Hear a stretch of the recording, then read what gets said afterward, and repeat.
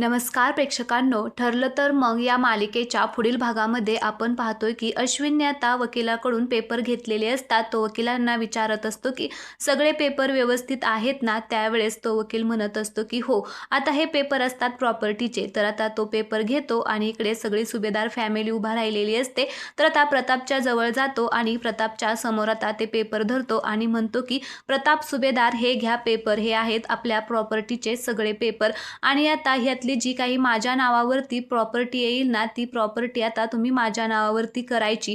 त्यासाठी हे पेपर घ्या आणि याच्यावरती सह्या करा. सगळ्या प्रॉपर्टीमधला माझ्या नावावरती मला माझा येणारा सगळा हिस्सा हवा आहे. आता असं म्हटल्याबरोबरच प्रतापला मात्र आता खूपच टेन्शन येतं. त्यावरती इकडे आता अश्विन तेवढंच बोलून गप्प बसत नाही.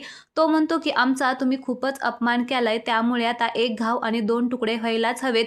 माझा मला तुकडा हवा आहे. आता असं म्हटल्याबरोबरच इकडे अस्मिता आणि अर्जुनच्या तर पायाखालची जमीनच सरकते. त्यांना खूप मोठा धक्काच बसतो. तर आता इकडे अश्विन पुन्हा म्हणतो की जर तुम्हाला तसं करायचं नसेल, ह्या प्रॉपर्टीचे हिस्से होऊन द्यायचे नसतील, वाटणी होऊन द्यायची नसतील, तर आम्हाला मानाने घरामध्ये घ्या. आता असं म्हटल्याबरोबरच अर्जुनला अश्विनचा खूपच राग येतो. तो आता त्याच्याकडे आश्चर्यानेच बघायला लागतो की हा अश्विन त्या प्रियाच्या नादाला लागून काय करत आहे ते. येथेच थांबूया. धन्यवाद.